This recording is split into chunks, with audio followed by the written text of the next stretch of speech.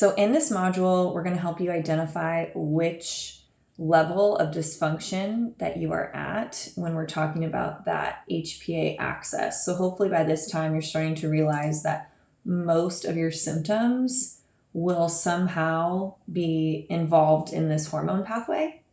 If that wasn't clear so far, please reach out and I will try to help you connect that further. But typically when someone's experiencing these postpartum symptoms, this plays a huge role in getting someone to bounce back and feel better. So let's identify which stage of dysfunction that you are at currently. So it's broken up into those 3 stages. I don't know if you remember that Hans-Selye stress response, the 3 stages of that. This goes back with that. So stage 1 is when you have elevated cortisol, that stress hormone, also elevated DHEA. Those are both secreted by the adrenal gland. Your blood pressure may rise. Your fasting blood glucose may also be higher because your muscles need more energy and carbohydrates in order to function well and run away from something. So your primary symptoms will feel kind of like wired, like almost like you've had a cup of coffee and you're kind of on one, stressed, high strung, anxious, agitated.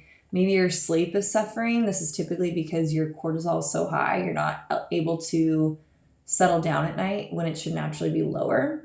And then that higher pulse again is because of that higher cortisol level, which will naturally raise your blood pressure and your pulse. So at this moment, this is when people will maybe suffer from GI issues. And then maybe you're starting to realize you're getting sick a little bit more often. Stage 2 is if you're looking at lab work.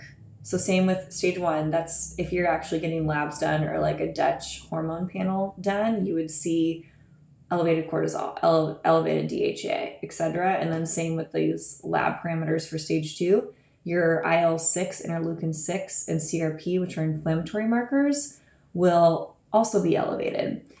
These, however, may be within normal limits, the cortisol, the DHEA, and then the serotonin, or on the low end, just like stage 1.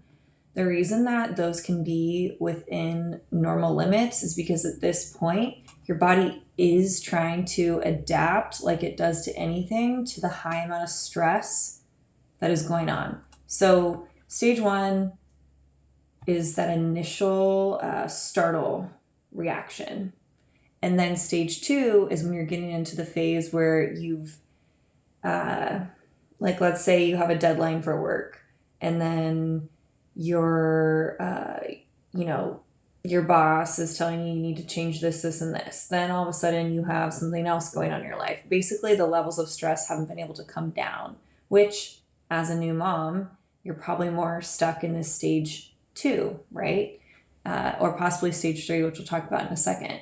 But usually you've hit this high level of stress. So let's say stage 1 is just pregnancy and then childbirth. And then you have this extended period of stress where your body can't really regulate itself. So sometimes this cortisol will be lower and the DHEA will be lower because that's your body trying to regulate and not secrete so much cortisol and DHEA because at one point you had a higher level of that in your blood. Hopefully that makes sense because your body is constantly trying to support you and help you bounce back. So you also see this type of presentation in people who are perfectionists or maybe overly sensitive. And then sometimes because they've been at this elevated stress state for so long, they may reach for things to try to dampen that stress response. So like alcohol and tobacco. I'm assuming no one that's listening to this is doing that. But things like that can happen. And then more likely to have a weakened immunity. That's because you remember me talking about it in the last module. When you have these high levels of stress, it'll naturally deplete your body of these vitamins and things that help you fight off colds. So how do we support this? So in this module, we're just going to be talking about supplements. And then in the next one, we're going to talk more about nutrition and lifestyle. I just want to break it up for sake of digesting information. So cortisol lowering herbs, you pretty much want to treat stage 1 and stage 2 the same way because like I mentioned, your body is in a constant state of trying to find or it is constantly trying to find a state of balance, homeostasis. So people will often teeter back and forth between these stages. So with the first two, you pretty much treat them the same because things like ashwagandha, L-theanine, magnolia, I always have a hard time saying this one, phosphatidylserine. Oh my gosh, or PS, I call it PS, is really good. Those things are really good to help lower cortisol. Adaptogens are really helpful to help your body adapt to stress. So that's how I like to remember adaptogens. So rhodiola, once again, ashwagandha, eleuthero, holy basil, and maca, which I'm sure a lot of people have read before that maca is really good for hormone balancing. Lavender oil is amazing for this and has been studied to help reduce anxiety. Once again, L-theanine, and then the PS, which is really helpful in regulating cortisol. So all these are great, and I put milligrams if you're trying to figure out how to supplement with this on your own, and like maybe you already have a bunch of supplements in your cabinet and maybe you can figure out a way to make those work for you to help support yourself. So you can check those out. I will also recommend ones that I use and practice later on in this. Okay, so stage 3. I would say stage 3 is primarily where most women who are really struggling with postpartum, especially depression and the really extreme fatigue, this is the stage you are most likely in. This is when your body's been secreting the high levels of cortisol and stress for so long, and you've used up all your resources in order to create more of that hormone that does get you out of bed, that does elevate your blood pressure. And so I almost think of your tank is out of fuel. So this is that point where you're out of gas. You are so depleted that you need to like build from the ground up. So if you had a Dutch test done, your cortisol might be low, your DHEA might be low, serotonin low, and then blood pressure. Typically, this is when you will maybe get up fast and then you feel super lightheaded. It's because your body didn't have enough cortisol or adrenaline or noradrenaline to help you get ready for action, right?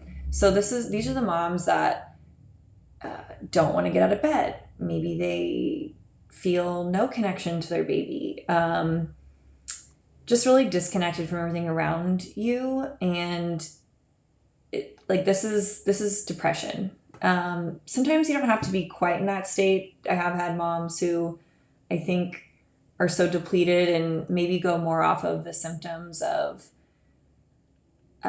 you wake up, you don't feel rested, you're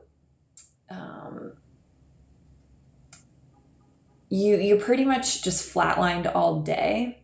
With the other stage, you kind of go, maybe your tired levels will be flipped. So it's like, let's say you wake up, you don't feel tired, but then you go to sleep at night and you're like kind of wired. That's more stage 2. So stage 3 is like you are just depleted, okay? And so you're tired pretty much all day. And when it's time for bed, you're ready for bed. So sometimes this will cause people to have like random aches and pains. You certainly don't want to have anyone touching you or even showing you some sort of affection. It's almost uncomfortable for you, okay? And then slower wound healing as well. So how do we treat this? So like I said, I think majority of the women who come to me and have really struggled with postpartum need to help themselves by taking some of the things that I would recommend for this stage 3. So vitamin C. Why do we take vitamin C? Because do you remember what helps create cortisol in the body? Vitamin C.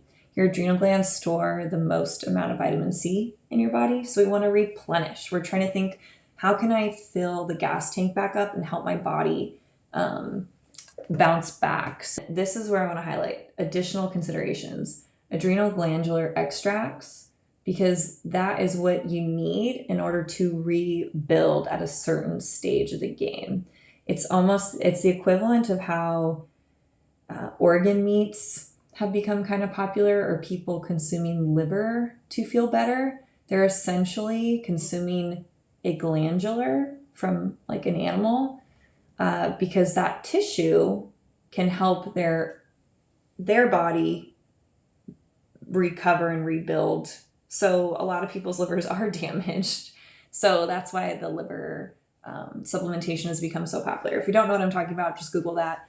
But this is the same idea with this. So this can be super, super helpful.